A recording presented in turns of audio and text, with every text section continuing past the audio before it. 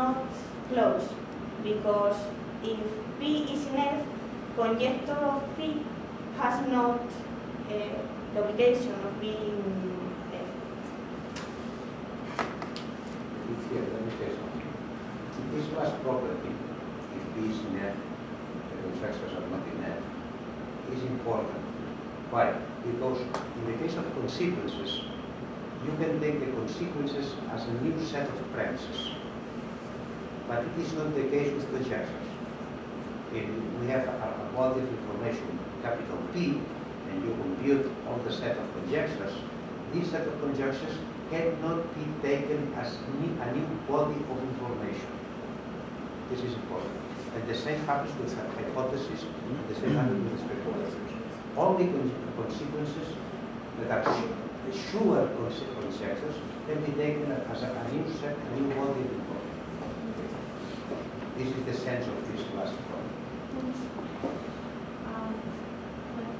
This property is verified for hypotheses and speculation. So, hypotheses are defined like those elements that are conjectures, that are not consequences, and that verifies that its consequence contains all premises. We can put extend this formula in this way, not in consequences,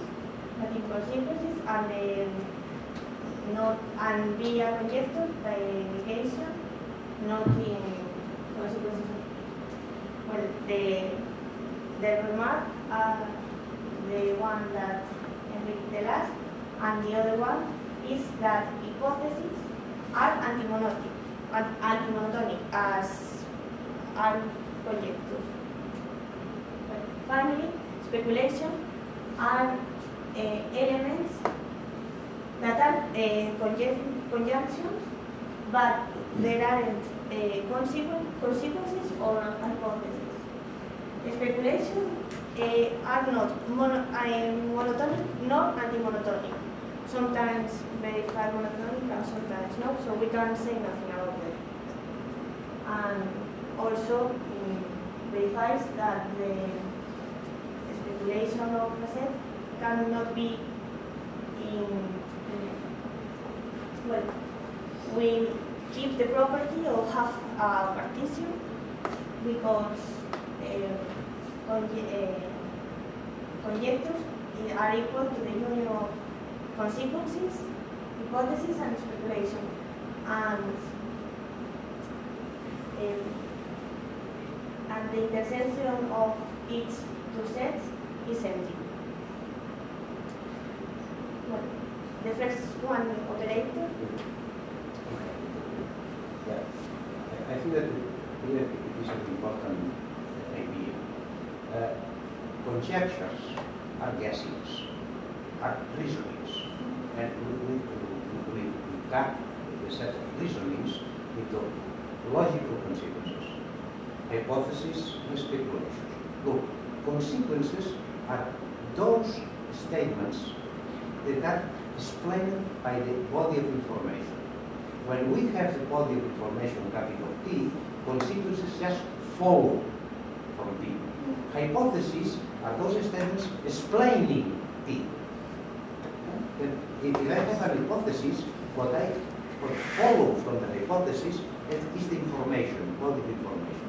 And speculations are those reasonings that neither explain nor are explained by the body of information. In that sense,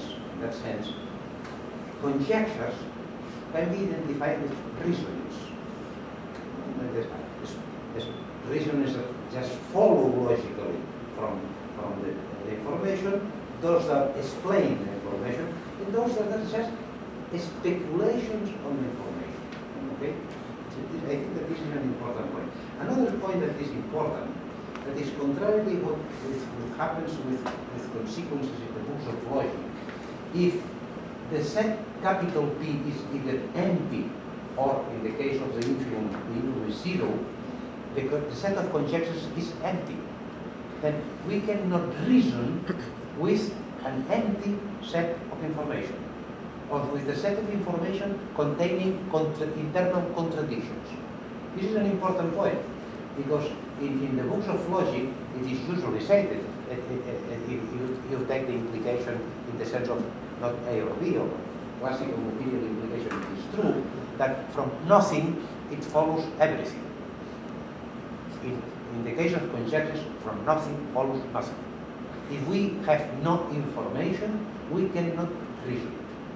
This is, I think, this is an important remark in that point. Another point that I would like to stress a little bit is that the family F of sets did not appear in the case of original definition of scarcity. We included the idea of the consequences operator related to a particular family of subsets because we start working in conjectures with a set that is not here. It is a set P0. I think that is not here. Well, the set P0 is those parts of the power set which infimum is not empty. Is not all power set. And when we move to another operator of conjectures, we realize that we cannot work with all parts of PL. If you look at the original papers by Tarski and the following papers, this idea is not there. It's not there. They seem to work with any element in the power set of them. And we realize that we need to stop well, which parts we are working with. That means which kind of information we can manage. And we can manage, for example, all elements in PL with some limitations. We can manage the elements in PSL, in PSCL with some limitations, in PNCL with some limitations, and so on. Then each time we select a part of sets, of subsets of L, we can define one or another operator of consequences. There are no universal operators of consequences. For example, the initial one, the C infimum, you should show transparency.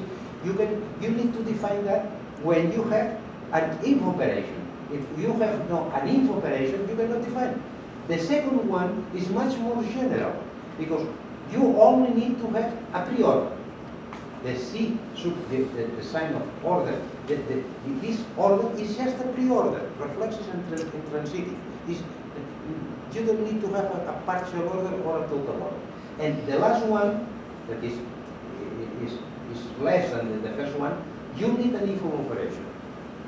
You need a kind of, infimum operation means a kind of end. Something allowing you to say P1 and P2 and P3 and P4 in that case. In the first case, the problem appears when the lattice, when the L, the structure L, is not finite. Because if the structure is finite, it is usually in the applications, there is no problem, the infimum is intersected.